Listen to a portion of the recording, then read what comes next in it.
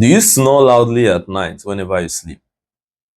Or have you seen yourself in a situation whereby you suddenly woke up trying to breathe properly? Or will I put it in the white man's term, you're trying to gasp for air? Or have you noticed that sometimes whenever it is you sleep for a long period of time, probably 7, 8 hours or more, despite sleeping for that long, you see yourself feeling tired during the day, or you see yourself being irritated? Well, this could be something serious. It is not just something you consider normal. It could be something that is life threatening or could be life threatening. And that condition is what we call sleep apnea. Yes. So in today's video, under the questions, topics, and answers session, we are going to be talking about sleep apnea as requested by one of you. And in this video, we are going to be discussing what sleep apnea is, what causes sleep apnea, what can predispose you to sleep apnea, is there a treatment for sleep apnea, how can you manage it, and is there a cure? So before we get started, don't forget to like, share, and subscribe to my channel. So let's get on with it. So what is sleep apnea exactly? Sleep apnea is simply a condition whereby your breathing repeatedly stops many a time whenever you are sleeping. And we are talking about the period of 10 to 30 seconds or more, your breathing repeatedly stops. And it is not just that your breathing repeatedly stops. This can damage some parts of your body. It can really affect you because when you are experiencing sleep apnea, a condition whereby you are not breathing at intervals whenever you are sleeping, your body, your brain do not even get enough oxygen or sufficient oxygen. And there are about 3 different types of sleep apnea. The first one is called obstructive sleep apnea. The second is called central sleep apnea. And the third is called complex sleep apnea. Now, obstructive sleep apnea is the type of sleep apnea whereby the person's throat muscle is being relaxed to the point that it stops their airway from getting enough air. It relaxes it. Central sleep apnea has to do with anything that is affecting the brain, probably a condition or maybe an injury. And complex is simply a combination of obstructive sleep apnea and central sleep apnea. So in simple terms, we can say that your body is literally fighting to stay alive or keep you alive whenever you are sleeping. Yes, this is for people that are experiencing sleep apnea without knowing it. So what causes sleep apnea in the first place? Well, for us to talk about the causes of sleep apnea, we are going to take the different types of sleep apnea. Now, remember we mentioned the first type of sleep apnea, obstructive sleep apnea. That is the most common type of sleep apnea. And the cause of this can range from 1, unhealthy weight, that is obesity. Obesity can cause sleep apnea. 2, could be smoking. Yes, for those that smoke, they will definitely experience sleep apnea. 3 is also associated with weight or size of a person's neck. If the person's neck is too thick, it could make it difficult for this person to breathe properly. 4, increased tonsils. That is, the sizes of the tonsils or the size of the tonsils has become so enlarged. This is very common in children. They might find it difficult to breathe. Another thing that can cause obstructive sleep apnea is alcohol and sedatives. Yes, if you take alcohol at night, you will notice that it is difficult for the person to breathe. That is why if you look at those people that are alcoholics or drunkards, they snore a lot. And that is because their breathing, the muscles that helps them to breathe properly become so relaxed. Another cause of obstructive sleep apnea is chronic nasal congestion. Yes, there are some people that are having some difficulties. Maybe their nose is not open enough, so they tend to breathe with their mouth, and this can make them to find it difficult to sleep. And another reason that can cause a person or predispose a person to experiencing sleep apnea is what we call genetics or family history. If there's anybody in your family that is known to have sleep apnea, there's a high chance that you'll be predisposed to having it. Now, what about central sleep apnea? Well, this can be seen in conditions such as stroke, hypertension, and some, central degenerative diseases or conditions that could make the muscles or the brain not communicate with the muscles that are responsible for helping the airway to be open. So, how do you know that you or someone close to you has sleep apnea? One of the most obvious signs is loud snoring. Yes, the person that has sleep apnea will be snoring very loudly and it is persistent. Two would be that the person's breathing would be pausing. Yes, you will notice, especially those of you that are married or you have children, you will notice that either your kids or your partner suddenly stops breathing. That can be a very scary situation, yes. So you will notice your partner suddenly stops breathing at some point, and the next thing, they start breathing again. That is another sign of sleep apnea. Another sign of sleep apnea is the person is gasping. You are gasping for air or you are choking. You notice the person is choking in their sleep or they're gasping for air. You might notice it yourself. Suddenly you wake up and you're trying to gasp for air. Another thing you notice is that the person's mouth will be dry. Obviously, because, well, since your nose cannot force your muscles, your airway to be open much, you try to compensate by using your mouth. Your mouth will become dry because air is constantly going through it. And some others that you may notice is there is extreme tiredness. Yes, the person feels tired. They'll be like, I slept for so long, but yet I'm still feeling tired. That could be a reason. Your body was trying to keep you alive. Yeah, so it did not rest properly. Something else could be you are losing focus. You can't focus properly whenever you are carrying out activities, especially during work.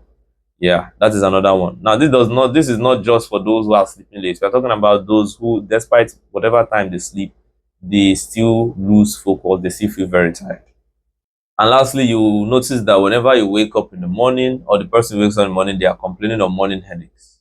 Nothing stressful, they slept early, they slept well, they slept for long, but yet they are waking up with morning headaches. That could be another cause or sign, another sign, for sleep apnea. Now, you see, as much as we are mentioning these signs, I want to remind you once again, this thing we are talking about, this sleep apnea, is not just about snoring. This thing is actually dangerous. Like, it could be a silent killer because before you know it, a person's brain not getting enough oxygen could damage the brain. Some other parts of the body, it could even lead to hypertension and many other serious illnesses or diseases or conditions. So you need to take this seriously. So in addition to that, it is something people don't talk about very much. Yes, because a person that is, experiencing difficulty sleeping, when you are having, if you are constantly experiencing untreated sleep patterns, that is as a result of sleep apnea, you are predisposing yourself to other serious conditions, as I mentioned earlier. For example, a person who has sleep apnea has a high chance of developing hypertension. A person who has sleep apnea has a high chance of developing stroke. Yes, even brain damage, some brain conditions, and some other organs too can come in the way that could be damaged. So there are many, many things that we can mention, at least as you can see on the screen. Now, here comes the question after seeing how serious sleep apnea is. Someone would ask, how then can we diagnose sleep apnea? Because yes, some of the symptoms seen in sleep apnea can be associated with any other thing. Yes. But then how can you diagnose it? Well, first of all, you don't just rely on what you see. You have to get tested, of course. You have to be monitored. So you either go to the hospital or go to your clinic and request for a sleep test or what you call a polysonograph. Yes, the physician or your doctor or your health provider is going to monitor your sleep patterns, monitor some other things in between that is going to help them to determine what exactly is the problem and if you are actually diagnosed with sleep apnea. So don't just take it upon yourself to self-diagnose. Go to the clinic. If you notice anybody close to you or your partner is experiencing this, any of the symptoms mentioned, it is that urgent, yes. Because you might say, well, I'm still alive, I'm still healthy, there is nothing. But you don't know. Down the line, there might be something that would result and it might be fatal if you're not careful. But there is good news. Sleep apnea can actually be treated, although depending on the cause. Okay? Let's take some of them. For example, if a person experiencing sleep apnea is as a result of their lifestyle or the way they are, some lifestyle adjustment has to be put in place. For example, if a person is obese, the person needs to lose weight. Losing weight will drastically reduce the symptoms. Two, if you are smoking, please stop. If you know someone that smokes, they should stop. A person who drinks alcohol should not take it at night before they sleep. Yes. Exercising regularly will really help too. Very, very important. Oh, and one more thing. Sleeping position, of course. If you are the kind of person or you know someone who has this snoring issue, or will I say, who more specifically has sleep apnea, instead of lying back, lying in a position whereby your back is directly on the bed and you are facing the ceiling, lie on your side. As you can see in the image, do not lie on your back, lie on your side. The reason for this is because lying on your back tends to depress your airway, but when you lie on your side, it tends to help your airway to remain open. Okay. Two, another way sleep apnea can be treated is through a CPAP machine. Yes, the essence of this machine is to constantly force air into a person's airway, keeping it open. Yes, it will constantly force air whenever a person is sleeping. Instead of a person having to rely on their muscles to just constantly, bring in air, this CPAP machine is readily available to make air go through. The third way sleep apnea can be treated is by using oral devices. Yes, these oral devices will help the jaws to remain in position and not to go back in order to predispose the person to having reduced oxygen intake. You understand? Yeah. Something else could be surgery, especially in situations whereby the tonsils are enlarged or affected. Yeah. So the doctor, or will I say the surgeon, would remove whatever is obstructing the person's airway. And lastly, newer developments have shown that implanted devices too can help. These implanted devices helps to, aid breathing. So the treatment of sleep apnea greatly depends on the cause of the sleep apnea and the lifestyle of the individual. Okay, so it depends on that to a great degree. So if you made it to this point of this video, thank you very much. But here's what I want you to take. First of all, sleep apnea is very, very common. It is not uncommon. It is very, very common. And it can be really life-threatening. But the good news is that it can be managed. Yes, it can be really, really managed. So what I'm saying is this: if you know someone who has sleep apnea, or someone who has some of these signs and symptoms we mentioned earlier, either loudly snoring and all, please let them know they should head to the hospital. Take them there yourself. Very, very important. It will really help. Yes, because the earlier it is diagnosed, the earlier it can be managed and the better the person can become. Any delay may be disastrous.